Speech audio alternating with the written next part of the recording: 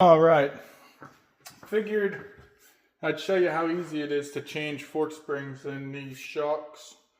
This is pretty much the exact same process as pretty much anything with springs, really. I've never seen one different. Oh, not good. I thought I'd loosen these in the bike.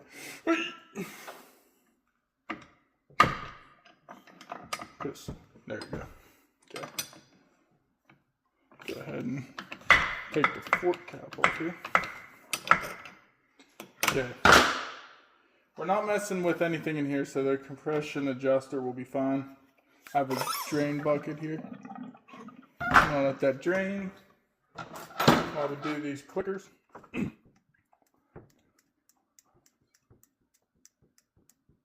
12, I guess, though. Probably gonna have to slow up this spring rate for me because I'm in the 215 range, and these springs that are stock are 160 to 170. So I'm putting, I think it's 207, maybe 201 to 227, something like that. Drain out some of this oil here.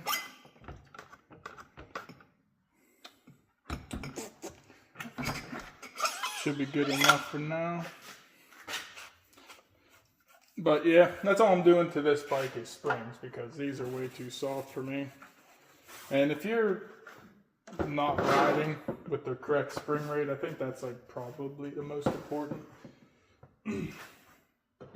Not necessarily, but I feel like sometimes it is. Easiest way to do this without a vise, put an axle in. And yeah. Alright. Guess what? That's tight. All you need to do is put your axle in, though. Makes it a little easier.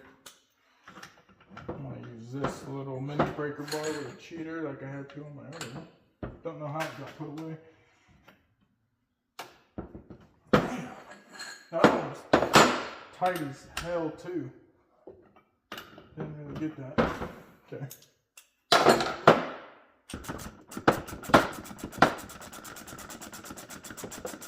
Okay, once you hit that point, I like to flip it up. We in camera view? Yeah. Put that in a little more. Grab yourself a crescent wrench, because apparently my tool for this, for KYB, is not the right size. Because I switch bike brands like I'm switching clothes, so I have to buy the tools for all of them, it seems like. Once you put that in there, I guess I should probably show that. You want to get underneath this locking washer to the rebound adjuster, because you gotta get that off. That's pretty much it. And these forks only had 4 hours on them, so I'm not worried about being too clean on the inside. Like, I'm not gonna clean the hell out of it, because honestly it shouldn't need it. We can actually take this axle out now. A little bit better angle here, but put your wrench on that. This on this end. This should not be as tight, I hope. Still pretty damn tight. Interesting. Come on, there we go.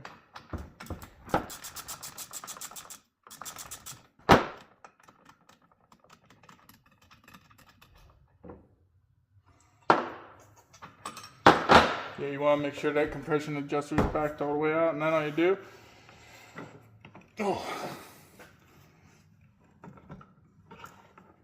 take your crescent wrench out. Probably gonna be some more oil. Oh, and I made a poopsie in the video. Remember your compression adjuster so you don't bend the damn thing. Stupid. All right. Shouldn't really lose. It's going to be as simple as this. Now this stuff's all extremely clean, because this bike's only got, I don't even think, 4 hours on the suspension from factory. Get your spring perch. You should verify probably that there is no preload washers. I've never seen stock suspension with them though. I'll dump that right, that old spring. All the extra oil put that right into the oil bin.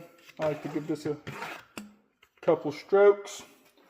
Now, like I said, if this had more time on it and this oil was dirty, this oil is brand new because this suspension is literally brand new.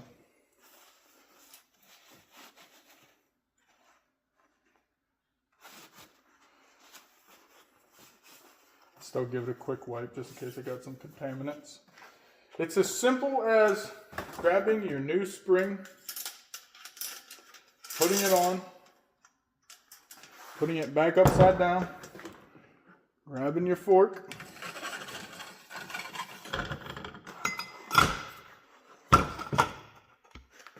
I like to flip it and get this on a little bit anyway. And then you re-flip her again, and guess what? It's reverse order at this point. Am I still in frame? Yeah. Sometimes it is easier to pull these down with your axle.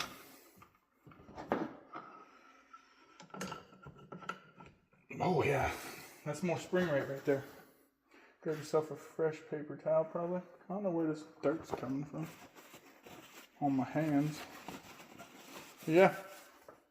Put your damping rod back in. Okay, she went in. This goes in one way on these Showas. And that's the right way. It's kind of like grooves, you'll see, if you decide to do this. Real simple process. And for this particular bike, with the super soft suspension valving, I'm actually gonna put, I think to start, I'm gonna try 10 cc's extra of oil. Or is it milliliters? I don't know what we're going by today. We'll find out. But I'm gonna put a little bit extra oil in for a little bit more hold up because I need it. And if I don't like that, something feels too harsh, I'll take some oil back out and redo the oil again. I've done it before. That's why you test and tune, though. Never know. And then once you kind of know what you like, you can kind of carry that knowledge over to most stuff, realistically. I don't crank these suckers on completely out of control like I've seen some people do.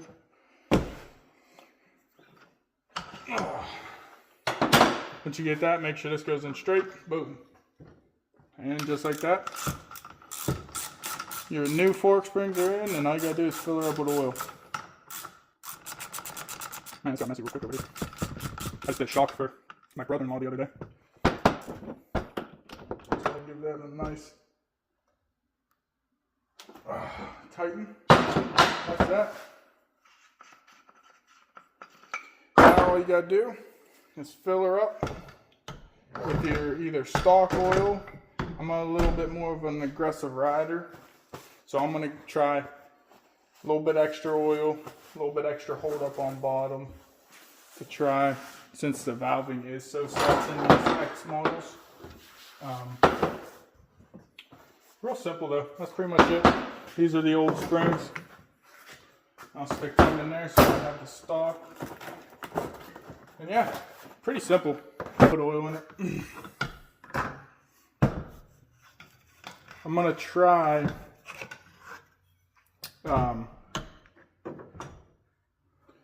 adding a little more, like I was saying. I looked it up and I stocked 320 cc's or 220.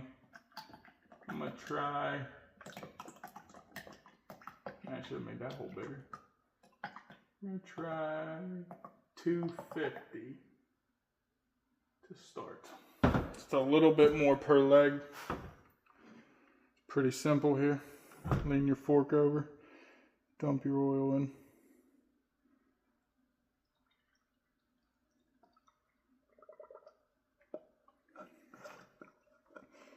Let it in there for a little bit. Close enough for me. And that's it. Don't forget to tighten this nut up in your triple clamps. Honestly, I don't really tighten it that tight ever. They're sometimes stupid tight. Sometimes I just even put them on the bench and give them a good hand. But I think when you're squeezing it, I think it holds it in. I don't know. I might give it a slight snug up on the bike, but that's it. Rebuilt. Give it a little... We didn't mess with the inner cartridges today. We're just doing springs and oil. If this was a full rebuild, I would show you how to do this chamber, because you got to bleed this chamber. You do a special process. If you ever want to see that, when the time comes to service that, I'd be happy to make a video on it. Pretty simple, honestly, to redo your own forks. I like saving money. I don't, but for the race bike, it'll definitely get some pro suspension done, revalving. I'm not gonna mess with it. This is just a practice bike, so as long as it feels close enough to be comfortable on it, I'm happy. This should give me more bottoming resistance with the oil, since the valving is so soft for me, and the heavier springs will kind of help with that too, obviously. But I already know I'm pretty aggressive when it comes to G-outs and logs and how I ride. Even if I'm not being fast, just the way I ride is inherently pretty aggressive on the front end with how I hit logs and stuff. So I know adding a touch more oil is definitely going to help. And that's it. Clean this shit up. Hit it with some degreaser. And reinstall them in the bike. We're done.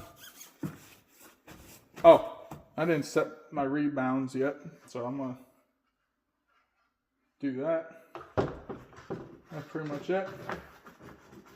After I clean this up. All right, once you get the clamps in, look up your torque specs, torque your triple clamps. All right, self-explanatory. Those have to be torqued. These are not torqued nearly as much as you think, and I have them loose, just one bolt kind of snugged up, holding it so I can show you what I'm doing. So I have my dowel calipers. I'll show you what I do. Actually, I forgot them. Alright, so what I like to start with, these are just some cheap ass dowel calipers.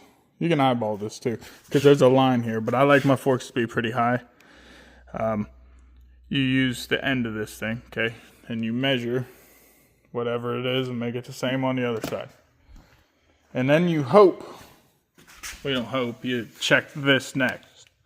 Put your axle in. Look at that. These forks, all right, perfectly lined up, okay? Look at that.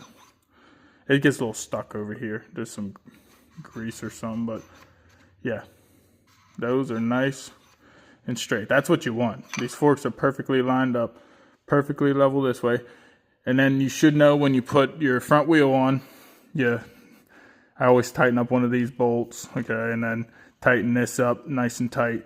And then I tighten these two, pinch it down, loosen this one back up, grab your front wheel, spin it, grab a lot of front brake a couple times, don't touch it, tighten these up. That will set your axle and that'll set your forks this way.